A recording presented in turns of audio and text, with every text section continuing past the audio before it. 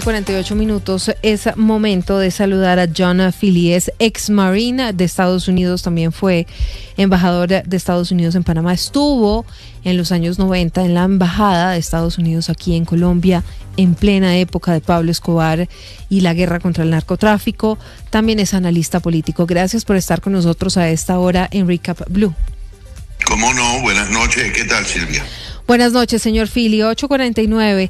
Quiero empezar preguntándole, ¿hay una doctrina Trump para Colombia y el hemisferio occidental? Esto después de la imagen que fue revelada por una revista colombiana, la revista Cambio, y aparece en un documento que está en manos de un funcionario de la Casa Blanca, un documento hecho por la oficina del senador republicano Bernie Moreno.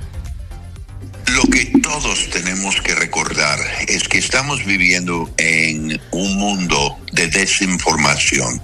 Las informaciones que salen de lo que antes eran fuentes creíbles, hoy día realmente uno nunca tiene la certitud de que algo es verídico.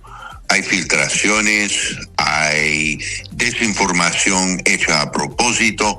Entonces, la verdad, si hay una doctrina Trump respecto a América Latina o respecto a Colombia, lamentablemente tenemos que decir, depende del día y quién está diciendo que hay una doctrina y quién está definiendo cuál es esa doctrina. La verdad es que los sistemas, la institucionalidad y la formación de la política exterior en los Estados Unidos ha cambiado literalmente. Las viejas estructuras como Consejo Nacional de Seguridad, Departamento de Estado, deliberaciones al nivel de viceministro, luego ministros, consejos con el presidente, nada de esa estructura existe hoy.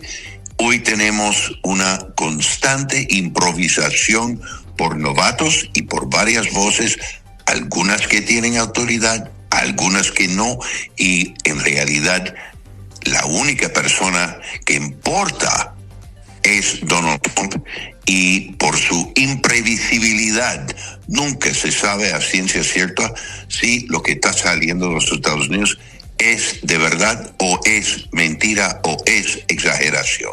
Esa es la situación que vivimos hoy. Ahora, cuando usted habla y se refiere a novatos, por ejemplo, está hablando del senador republicano Bernie Moreno, que además es colombo-estadounidense, porque este documento finalmente no sale de la Casa Blanca. Esto no es una idea de un funcionario del gobierno Trump, sino de la oficina de este republicano. En absoluto. Bernie Moreno, hermano menor de un respetado y conocido embajador y expresidente del BID, Luis Moreno. Bernie Moreno es un novato. Bernie Moreno vendía carros.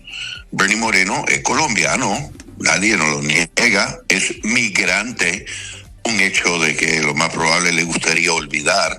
Es migrante en un país que ahora tiene una política antimigrante, pero es un migrante que vive en el estado de Ohio, ganó una elección debidamente, se postuló, nadie tiene ningún problema con eso, y como un político de segundo nivel tiene una opinión. Ahora su opinión obviamente es que es anti-Petro. Muy bien, como ciudadano americano yo puedo tener una mala opinión de Vladimir Putin, Xi Jinping o Gustavo Petro. Su opinión no manda y no sustituye lo que es una política de Estado. Como decía antes, el problema es que Estados Unidos, en el gobierno de novatos como Donald Trump, no tiene políticas establecidas. Entonces es una situación muy caótica y ellos, y quiero decir, Bernie Moreno está sacando provecho de eso, porque él obviamente conoce Colombia, él obviamente entiende que él puede tener una influencia allá, sin que en su propio estado de Ohio nadie sabe quién es Gustavo Petro, y mucho menos le importa. Lo que les importa a sus electores, sus constituyentes, es que el gobierno está cerrado, que no están recibiendo los subsidios para su alimentación. Entonces, si yo fuera un votante en Ohio, yo me preguntaría por qué Bernie Moreno está opinando sobre un país que no tiene nada que ver con mi bienestar. Sí, ex embajador, usted habla de un gobierno de novatos. ¿Quiénes son esos novatos que están hoy en la administración de Donald Trump y en el Congreso de los Estados Unidos? Usted ya decía que, por ejemplo, uno de ellos es el senador Moreno. Hablemos de Bernie Moreno. ¿Qué hacía antes? ¿Trabajaba en la diplomacia? ¿Entendía cómo funcionaba el gobierno? No, vendía carros. Es novato. Hablemos de Marco Rubio. Marco Rubio no es novato. Marco Rubio es quizás el único, digamos, miembro del elenco Trump que sí sabe cómo funcionaba el gobierno, pero ha decidido arrodillarse y besar el anillo de Donald Trump porque tiene un ego y tiene unas expectativas quizás de convertirse en el primer presidente latino por el Partido Republicano cuando se vaya Donald Trump. Eso es un trato faustiano, ¿verdad?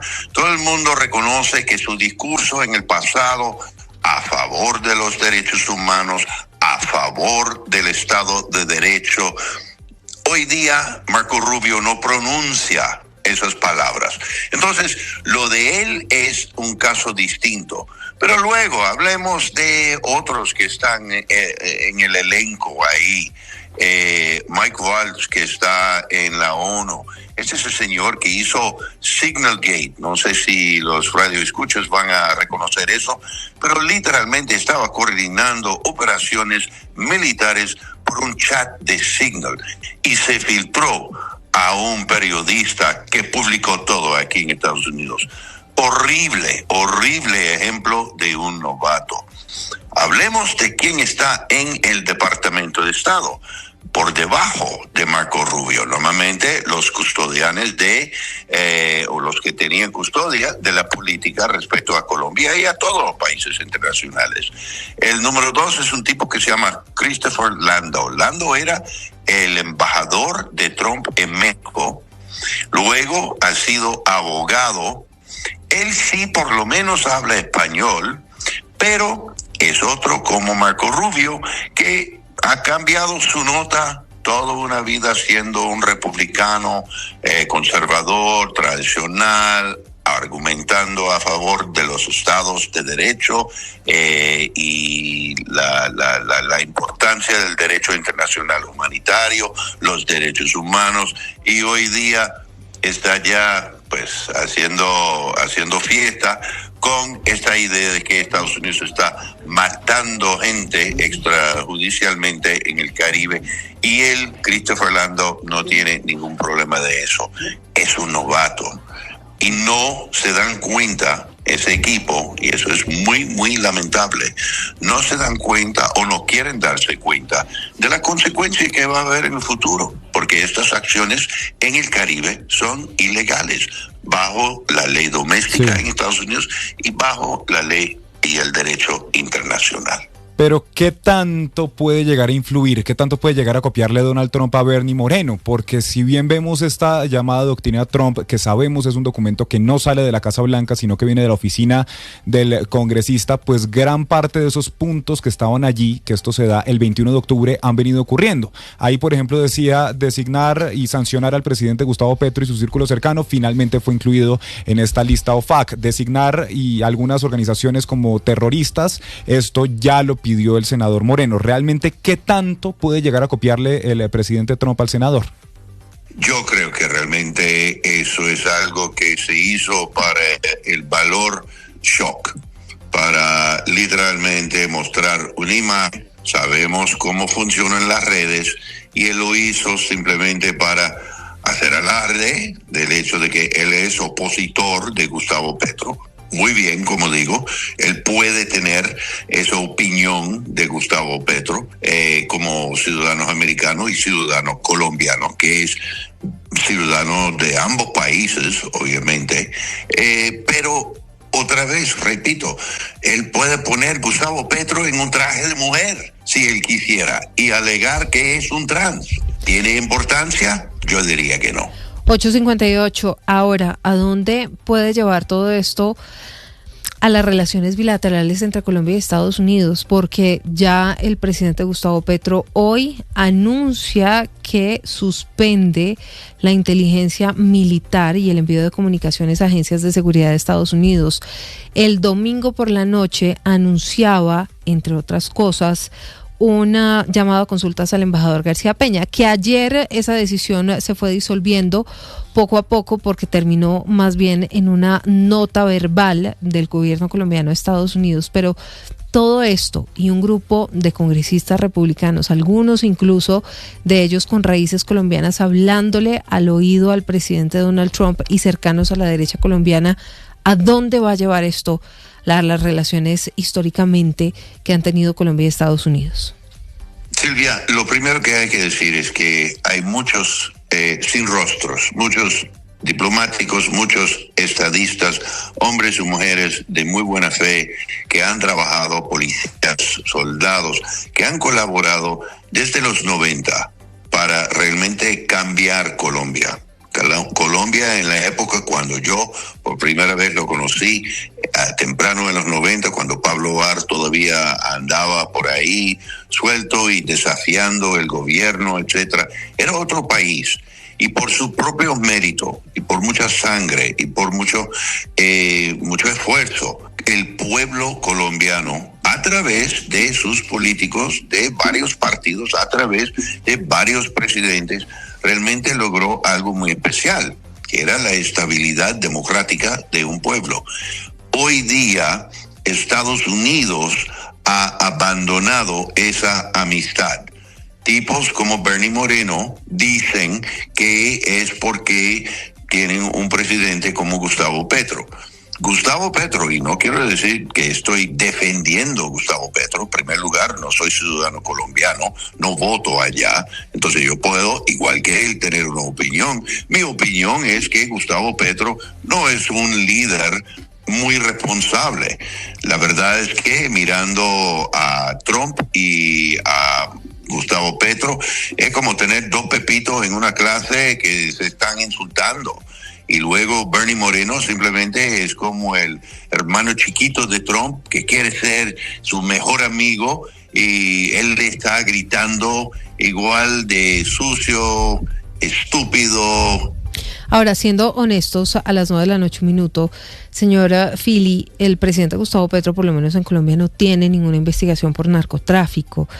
¿Es posible eventualmente y bajo qué causales o qué causas podría el mundo ver esa foto presentada por la oficina de Bernie Moreno, hecha a través de inteligencia artificial, pues convertida en una realidad? Es decir, ¿hay probabilidades de que eventualmente el presidente Gustavo Petro sea detenido y metido en una cárcel en Estados Unidos? Siendo completamente honestos. Claro, mira, los dos casos, Maduro, Petro, son muy, muy distintos. Petro no tiene cargos en Estados Unidos. Maduro, sí. Petro es un presidente elegido democráticamente. Maduro es un presidente ilegítimo. Estados Unidos tiene legítimamente, por los cargos que tiene pendientes de narcotráfico, un caso, un proceso judicial en Estados Unidos. No es el caso con Petro. Entonces, la primera pregunta que yo le haría al equipo de Bernie Moreno él mismo, si él es el que hizo el dibujo en el traje naranjo, es ¿bajo cuál pretexto legal, caballero? Simplemente porque no le gusta. ¿Usted va a sugerir a Donald Trump que tome preso, que encarcele a Gustavo Petro? Bueno, hasta ahora mi país no funciona así. Pero venga, ¿usted cree que eventualmente el presidente Trump podría copiarle esa idea? No. Donald Trump tiene otros 20 pesos para preocuparse. No, Colombia no es tan importante en Estados Unidos.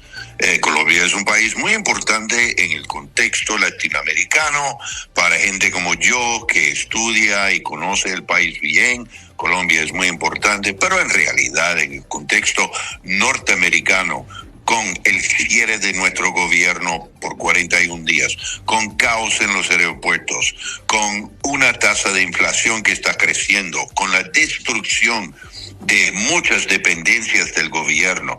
No, Estados Unidos tiene muchos temas que son mucho más prioritarios que el estatus de Gustavo Petro.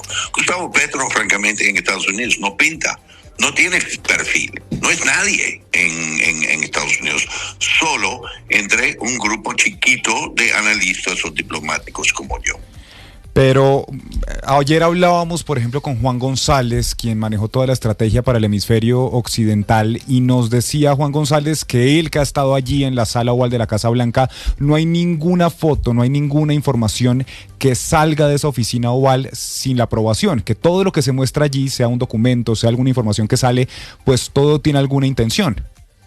Yo creo que fue una filtración de parte de alguien alegado al despacho del senador Moreno. No sé, estoy especulando, quiero subrayar eso, pero no, creo que como comenzamos esta conversa diciendo que vivimos en un mundo de desinformación, entonces un insumo en un vendaval de información así sirvió obviamente su propósito de molestar a Petro, que tenemos que reconocer que atinó el blanco en ese sentido, por sí asumimos que eso fue la meta, pero si tiene mucha importancia, si de verdad está de la Casa Blanca, yo lo dudo mucho. Ahora vamos a cambiar de tema, quiero cambiar de tema porque llegó a aguas del Caribe el USS Gerald R. Ford. Este portaaviones, el más poderoso del mundo. ¿Con esto se aumenta por lo menos la presión psicológica del régimen de Nicolás Maduro? Bueno, ahí realmente, y creo que Silvia has usado la palabra correcta, la presión psicológica. Ya Estados Unidos tiene por lo menos 11 barcos que están, 11 buques de guerra que están en el Caribe. Tienen la flotilla más poderosa que América Latina ha visto en la época moderna. Nicolás Maduro está temblando en su cama en la noche, yo no sé, no tengo informe directo de él, pero si aumenta esa flotilla por un portaavión y 3 destructores más, ¿qué implica? ¿Implica una invasión? Yo creo que no, porque esto no es una fuerza de invasión.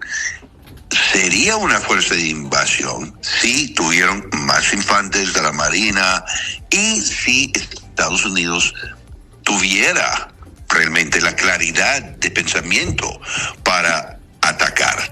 Pero lo que han hecho, y por eso vuelvo a repetir, han improvisado desde el inicio. Están tratando, yo creo, y eso es opinión, estoy especulando aquí, pero yo creo que desde el inicio han utilizado el pretexto de una operación antinarcótica, cuando en realidad lo que Marco Rubio quería era el colapso del régimen de Nicolás Maduro.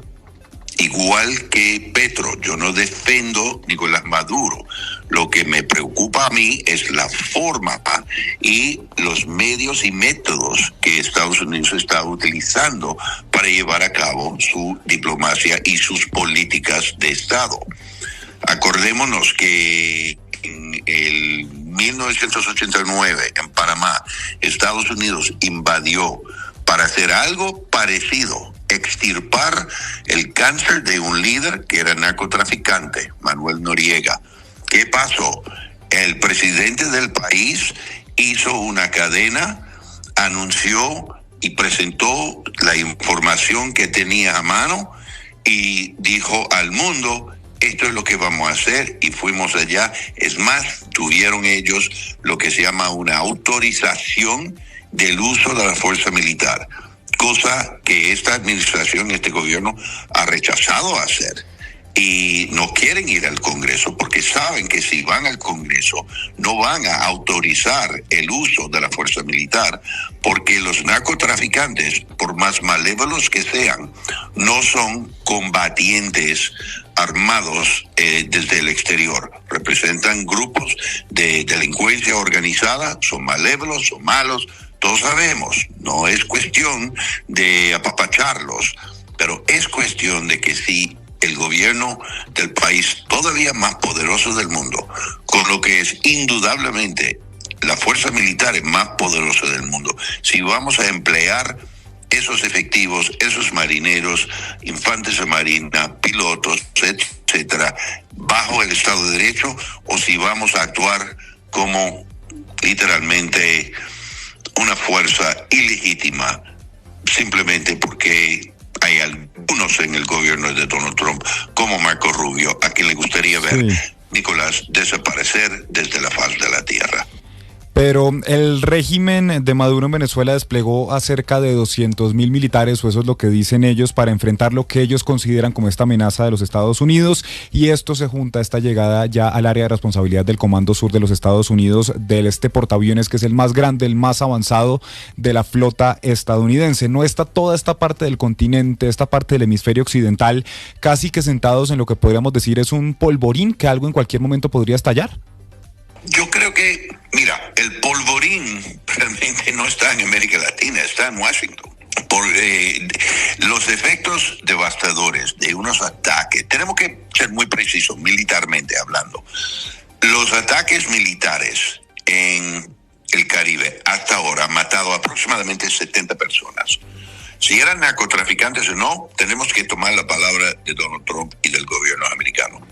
Yo no digo que no eran narcotraficantes, pero en el pasado, cuando yo participaba en estas operaciones, siempre tuvimos las evidencias, siempre tuvimos la ley con nosotros, siempre hacíamos abordamientos a las lanchas y si encontrábamos droga, siempre había oficiales de la Guardia Costanera que judicializados para incautar la droga y detener a los tripulantes.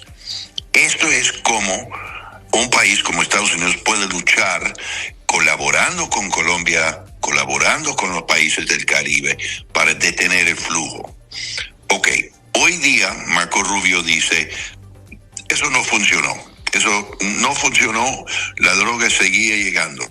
Es cierto, pero la droga seguía llegando por la frontera limítrofe con México, no por esa vía marítima en el Caribe. La gran mayoría, según la DEA, la Agencia Antidroga de los Estados Unidos, de Donald Trump, ellos mismos reportan que la mayoría de la droga va a destino, que es cocaína, producido principalmente en Colombia, va destino a Europa, a Asia, no a los Estados Unidos. Entonces tenemos muchas inconsistencias y el polvorín de que habla sería una invasión, ¿verdad? Una invasión donde hay toma de territorio, como los americanos decimos, botas en el terreno. Yo hasta ahora no veo eso. Yo lo que veo es una demostración de mucho poderío militar. El poderío aéreo es incomparable con cualquier cosa que hemos visto en el pasado. Pero el arribo de Gerald Ford, simplemente que hay más demostración. Si esa fuerza comienza a lanzar misiles, eso sería una cosa, una escala, obviamente, en la presión. O si lanzan misiles para matar a Nicolás Maduro, cosa que técnicamente yo no tengo ninguna duda que pueden hacer. Pero ya llevamos, ¿cuánto tiempo? Desde el comienzo de septiembre, y estamos aquí casi al final, 8 semanas. Cada día que permanece esa flota allá, y Nicolás Maduro permanece en Miraflores, en su palacio, yo creo que Estados Unidos se ve menos grande, más chiquito, y esto es lo que me preocupa, que Donald Trump se va a encontrar pintado en un rincón por su propia mano y va a tener que hacer algo horrible, imprevisto, para demostrar al mundo que no es cobarde. Y eso ahí es donde yo veo el peligro de un detonante y un polvorín. Claro, estamos hablando del polvorín, pero usted mencionaba un hecho que es real. Pasan los días, pasan las semanas, ya llegó un portaaviones, Venezuela despliega hombres, pero el régimen de Nicolás Maduro sigue intacto. No ha pasado en la práctica absolutamente nada contra Maduro, por quien ofrecen 50 millones de pesos de dólares de recompensa por hacer parte del cartel de los soles, una organización del narcotráfico. Eventualmente Nicolás Maduro sí va a salir del poder. Esto es una posibilidad y es lo que se preguntan millones de venezolanos. Mira, todo es posible. Todo es posible, y yo francamente creo que entre este equipo de novatos están jugando, pero es una apuesta bastante grande, están jugando de que Nicolás Maduro en algún momento vaya a fracturar y vaya a perder su nervio. Pero pensémoslo bien, Silvia, ¿dónde va el señor? ¿Va a Rusia? Va a Irán, va a Beijing? Ellos no lo quieren. Nicolás Maduro no es un hombre del renacimiento que puede vivir con libros y un buen vino tinto. Nicolás Maduro es un venezolano que era chofer de autobuses. Es un hombre, no digo que... No hablo de su inteligencia, hablo de lo que le hace como hombre, un caribeño. Él no puede vivir en un exiliado dorado en Europa, y ningún país de Europa lo va a aceptar. Los únicos lugares, los únicos países que posiblemente lo pueden aceptar son países paraya, son los regímenes paraya. Irán, yo dudo que Maduro vaya a decidir llevar 50 de sus más cercanos panas y coger para Teherán. Yo creo que él está en un rincón, Trump se está pintando en un rincón y no hay salida realmente pacífica. Yo creo que la única salida aquí pacífica es que Trump decide en algún futuro, quizás después de lanzar algunos misiles para mostrar que es fuerte, que pueda matar a Maduro, pero que no lo hace, y él puede declarar en algunos parado el flujo de drogas por vía marítima. Ahora lo hemos hecho por tierra, hemos ganado, y va a declarar una autovictoria y paulatinamente comenzar a retirar los buques. Eso por lo menos es el escenario más optimista que yo puedo concebir. 9:16 p.m. Como siempre ha sido un gusto poder conversar con ustedes. John Feely, ex Marine de Estados Unidos, ex embajador de ese país en Panamá. También estuvo en la embajada de Estados Unidos aquí en Colombia, analizando este panorama, esta situación que se ha venido registrando no solamente con el presidente Gustavo Petro y esa fotografía hecha por inteligencia o con inteligencia artificial por la oficina del senador Bernie Moreno, sino también de la llegada del portaaviones más grande y poderoso de Estados Unidos a aguas del Caribe. Gracias por estos minutos con Recap Blue. Feliz noche, Silvia, gracias. Feliz noche.